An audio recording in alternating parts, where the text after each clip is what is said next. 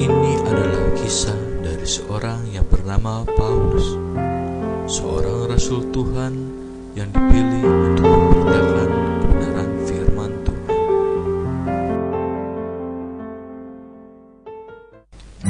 Halo, nama saya Paulus. Pada mulanya, kehidupan saya normal seperti kebanyakan orang lain. Tapi, pada suatu hari, ada sebuah kejadian yang mengubah seluruh hidup saya. Itu mah menikah deh, luar biasa pisan lah. Mau tahu ceritanya? Saya ceritakan deh dari awal.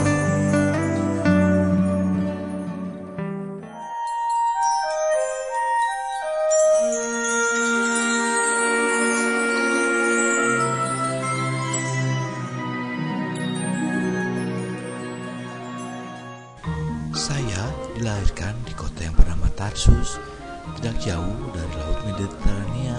Kalau sekarang kita kenal dengan negara Turki. Kemudian keluarga saya pindah ke Yerusalem. Saat saya masih kecil, saya senang sekolah.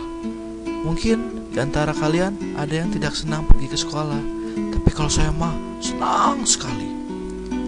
Bersama teman-teman lainnya, saya mendengarkan tentang firman Tuhan dan hukum-hukumnya.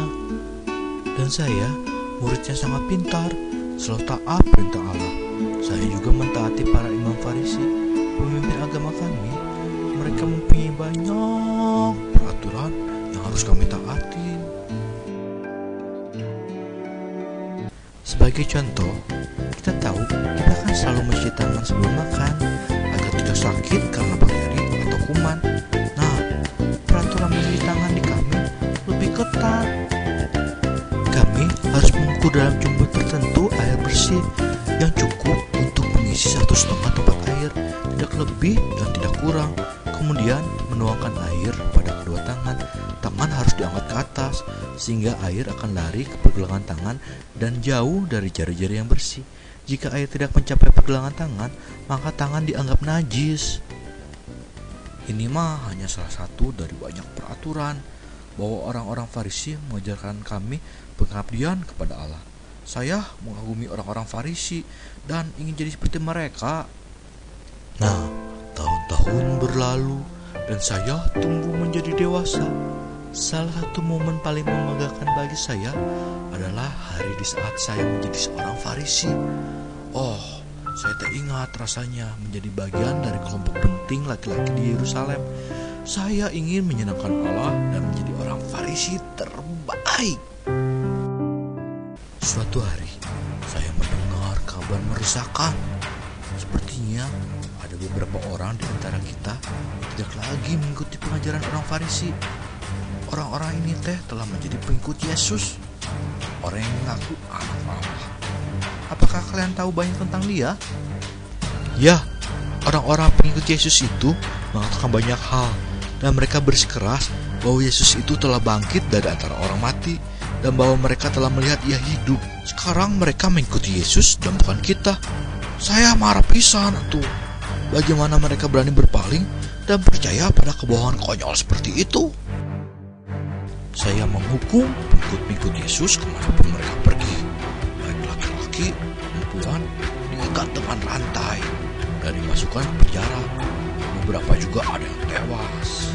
Saya percaya bahwa Allah senang dengan tindakan saya. Saya melakukan ini kan untuk dia dan untuk menjaga hukum kita tetap murni. Saya bangga pada diri sendiri.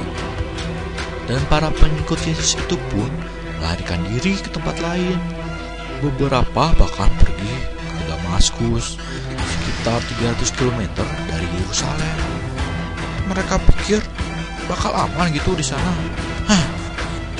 Saya putuskan untuk pergi ke sana dan membawa mereka kembali ke Yerusalem untuk hukum. Kemudian imam besar memberi saya surat untuk para pemimpin di Damaskus sehingga saya bisa mendapatkan izin untuk menangkap orang-orang percaya dan membawa mereka kembali ke Yerusalem.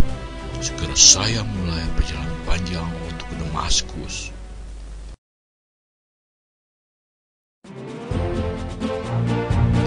Saya dan para anak buah saya telah menempuh perjalanan selama beberapa hari ketika kami akhirnya mendekati kota.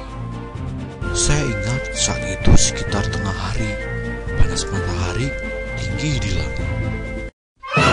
Tiba-tiba ada cahaya terang, lebih terang dari matahari, menyinari saya. Saat itu begitu cerah dan mengejutkan, saya langsung jatuh ke tanah. Lalu saya mendengar suara itu. Saya tidak dapat bergerak ketika saya berpikir, suara apa itu? Paulus, mengapa engkau menganiaya Allah? Saya tidak bisa melihat apapun karena begitu terangnya cahaya itu. Siapakah engkau, Tuhan? Tanya saya kebingungan. Saya tidak akan pernah melupakan jawaban atas pertanyaan saya selama saya hidup. Dan dia berkata, Aku adalah Yesus yang kau sakiti. Saya terkejut. Yesus? Orang yang mengaku menjadi anak Allah?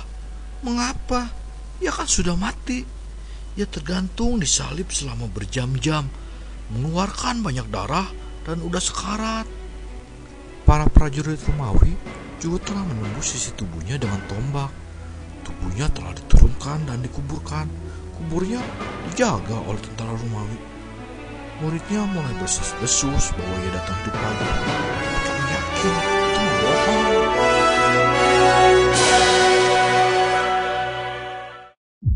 Saya merasakan mulai gemetar di tangan saya dan menyebar ke seluruh tubuh.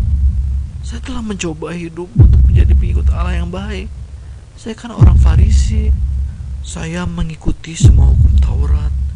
Saya sudah menganiaya para pengikut Yesus dan berpikir bahwa saya menyenangkan Allah. Oh, apa yang telah saya lakukan? Apakah para pengikut Yesus lah yang benar? Apakah Yesus benar-benar Tuhan? Apakah saya benar-benar telah menyerang anak Allah itu sendiri? Ya, saya tiba-tiba sadar bahwa saya tidak berkenan di hadapan Allah. Saya belum menyenangkan Allah sama sekali. Lalu saya bertanya, Tuhan, apa yang kau ingin untuk aku lakukan? Lalu Tuhan menyuruh saya untuk bangun dan pergi ke sebuah tempat di kota dan menunggu perintahnya. Kemudian, secepat cahaya itu datang, secepat itu juga menghilang seketika. Saya ingat bahwa saat itu saya perlahan bangkit dan mencoba untuk mencari anak buah saya. Tapi saya tidak bisa melihat mereka. Saya menjadi buta. Tuhan sedang mengajar saya untuk menjadi rendah hati. Saya, seorang Farisi yang bangga sekali pada dirinya sendiri, sekarang harus dituntun menuju ke kota seperti seorang anak kecil. Anak buah saya membawa saya pada sebuah jalan ke rumah seseorang yang bernama Yudas. Selama 3 hari saya diam di rumah Yudas. Saya tidak makan atau minum. Saya tidak bisa. Yang saya ingat lakukan selama 3 hari, berpikir dan berdoa. Saat saya teringat kembali pada semua yang telah saya lakukan, saya dicekam ketakutan dan kesedihan. Bagaimana saya telah salah? Saya pikir saya telah menyenangkan Allah. Saya berpikir bahwa menjaga hukum Taurat membuat saya cukup baik untuk Allah. Bagaimana bodohnya saya telah bangga akan hal itu. Saya akhirnya memahami kebenaran. Kita tidak pernah dapat cukup baik untuk Allah. Dia adalah sempurna, suci. Anaknya Yesus benar-benar datang ke dunia. Dia hidup lalu mati. Bukan untuk kesalahan yang telah dilakukannya, tapi untuk dosa-dosa kamu dan saya. Dan ia hidup kembali. Anak Allah benar-benar masih hidup. Sekarang saya tahu bahwa saya benar-benar percaya. Inilah yang Yesus telah lakukan bagi kita. Dan itulah berita baiknya. Saya tidak perlu susah-susah untuk mengesankan Allah.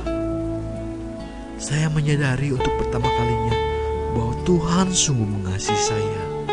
Saya kemudian menulis dalam Alkitab. Akan tetapi Allah menunjukkan sendiri cinta bagi kita dalam hal ini ketika kita masih berdosa. Yesus mati untuk kita. Roma 5 ayat 8. Dia mencintai saya begitu besar.